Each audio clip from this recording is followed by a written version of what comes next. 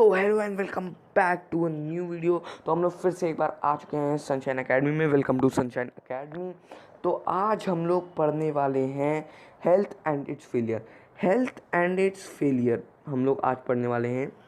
तो पिछले वीडियो में हम लोगों ने क्या पढ़ा था? पिछले वीडियो में हम लोगों ने why do we fall ill का पूरा ओवरलुक देखा था, जो कि एक इंट्रोडक्टरी वीडियो था। उसमें हम लोगों ने बताया था क्या क्या पढ़ेंगे। अगर अभी तक आपने नहीं देखा हो तो मैं डिस्क्रिप्शन में लिंक दे दूंगा, आप उसको जाके देख लीजिएगा। तो चलिए शुरू करते हैं।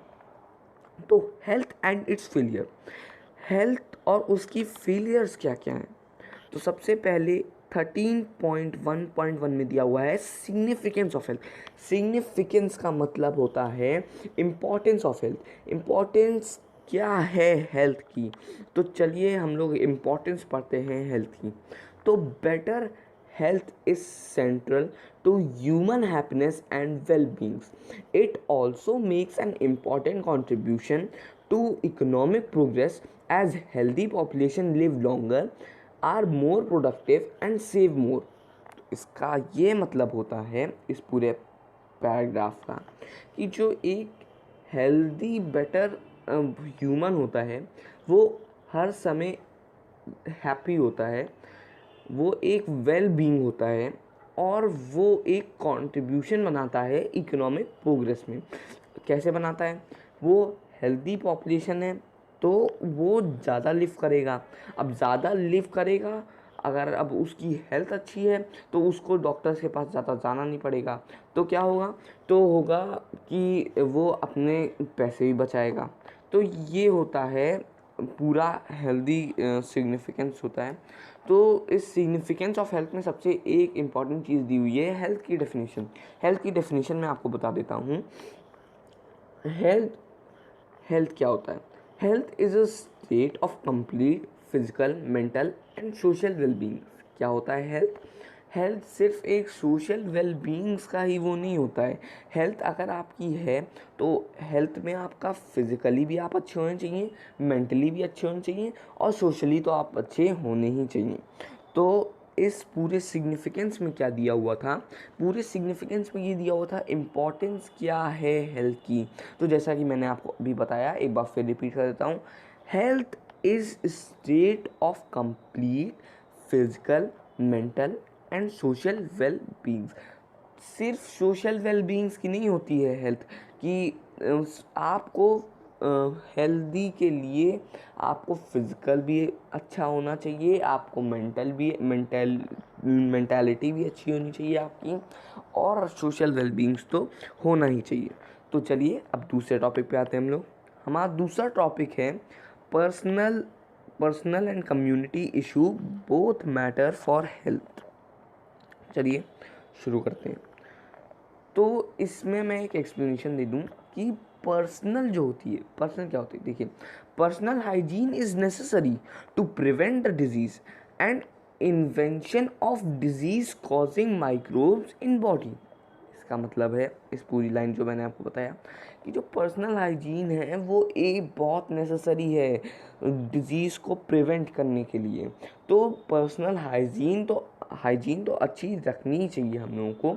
उसके बाद दिया हुआ है the personal hygiene involves activities like cutting of nails. तो ये क्या है? हाँ, तो जैसा कि मैंने आपको बताया, the personal hygiene involves activity like cutting of nails, using soap for bath and washing hands before taking meals और after using washroom, consuming home cooked and contamination free food and water. तो ये सब आपकी personal hygiene में आता है, ये सब पर्सनल हाइजीन में आता है। तो चलिए दूसरा अब मैं कम्युनिटी के बारे में बताता हूँ। The clean and tidy body, the clean and tidy body of surrounding will prevent the invention of microbes in the body and will prevent infections. तो जो क्लीन और टाइडी बॉडी होती है हमारे सराउंडिंग में, वो हर समय जो माइक्रोब्स होती हैं बॉडी में उनको प्रिवेंट कर लेगी, मतलब इन्फेक्शंस को प्रिवेंट कर लेगी वो। फिर तीसरा पॉइंट हमारे पास कम्युनिटी का, the community must be free for exposed drainage system as it will contribute the growth of malaria. तो मलेरिया जो है वो, जैसा कि हम लोगों ने देखा, वो जो ड्रेनेज सिस्टम की वजह से थोड़ा रहता है हाइजीन में प्रॉब्लम, तो ये है सराउंडिंग में, हमारी कम्युनिटीज़ में ये सब अच्छा होना चाहिए। तो ये है personal community issue of both matter for health. तो जैसा कि मैंने बताया, अब कम्युनिटी के बारे में एक पॉइंट और बताता हूँ। Community must be free for expose drainage system. तो मैंने जैसे आपको बताया कि जो कम्युनिटी होनी चाहिए वो एक्सपोज ड्रेनेज सिस्टम से फ्री होनी चाहिए, मतलब सारे ड्रेनेज ढके होने चाहिए, और as it will contribute to growth of malaria causing mosquitoes and will promote growth of microbes. The airborne microbe will invade the body, will be inhaled through nose. Thus the change of incidence of disease outbreak will increase. तो जैसा कि मैंने आपको बताया कि सारे drainage बंद होने चाहिए। अगर ड्रेनेज बंद नहीं होंगे तो हमारा मलेरिया कॉज कर सकता है, मॉस्किटोज़ हो सकते हैं, जिसकी वजह से आजकल देख रहे होंगे डेंगू भी चल रहा है। तो इस वजह से लोग कहते हैं कि आप कोई गंदा पानी ना रखें, हर एक वीक में आप हर गंदे पानी को साफ़ कर दें। तो यही एक वो है। तो अब हम लोग तीसरे टॉपिक पे आते हैं। तीसरा टॉपिक क्या है? तीसरा टॉपिक है distinctions between healthy and disease free. Distinction मतलब क्या होता है? डिस्टिंक्शन मतलब होता है डिफरेंस। तो डिफरेंस क्या है हेल्दी और एक डिजीज़ फ्री में? चलिए शुरू करते हैं इसमें। तो a healthy person will be disease free. जो हेल्दी पर्सन होगा वो हर समय डिजीज़ फ्री होगा, पर जो disease free person, a disease free person may और मे नॉट बी हेल्दी। जो डिजीज़ फ्री पर्सन होगा वो हेल्दी हो भी सकता है, नहीं भी हो सकता है।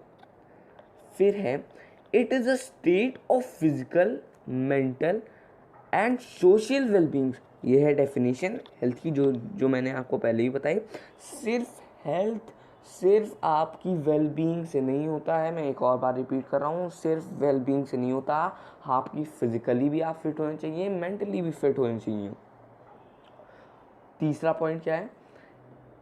नहीं, पहले मैं डिजीज़ फ्री की आपको डेफिनेशन बता देता हूँ।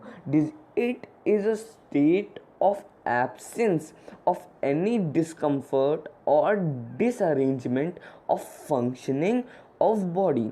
तो जो फंक्शनिंग होती है बॉडी की, मतलब डिसअरेंजमेंट हो जाना कुछ, जैसे आपके पेट दर्द हुआ तो क्यों हुआ? क्योंकि आपका डाइजेस्टिव सिस्टम इतनी अच्छी तरीके से वर्क नहीं कर रहा है, या आपने कुछ अलग खाया है, तो इस वजह से आपको पेट दर्द हुआ, या आपको कभी कभी सर दर्द भी हो सकता है। तो ये होता है। फिर it does not only refer to individual. Health सिर्फ एक इंडिविजुअल को हेल्थ रेफ़र नहीं करती है। हेल्थ जो है वो पूरी सोशल कम्युनिटी और एनवायरनमेंट को भी रेफ़र करती है। अगर मैंने आपको अभी इस टॉपिक में बताया, इस टॉपिक में, कि कैसे हम लोगों की पर्सनल वो अच्छी होनी चाहिए, पर्सनल हमारी हाइजीन अच्छी होनी चाहिए, तब हमें अच्छी हेल्थ होगी। तो सिर्फ वो एक इंडिविजुअल की बात नहीं है, मैंने अभी आपको कम्युनिटी के बारे में बताया, तो वो कम्युनिटी के बारे में भी है। अब डिजीज़ फ्री में क्या होता है? डिजीज़ फ्री सिर्फ एक आदमी को रेफ़र करती है। It only refers to an individual. सिर्फ एक आदमी को डिजीज़ फ्री रेफ़र करती है। तो चलिए ठीक है, आज का यहीं हम लोग रखते हैं। कल से हम लोग पढ़ेंगे disease and it's cause, disease और उसके कॉज क्या हैं। तो अभी अगर आप लोगों ने लाइक सब्सक्राइब नहीं किया हो तो कर दीजिएगा, बेल आइकन को भी प्रेस कर दीजिएगा। तो चलिए कल मिलते हैं। Thank you very much.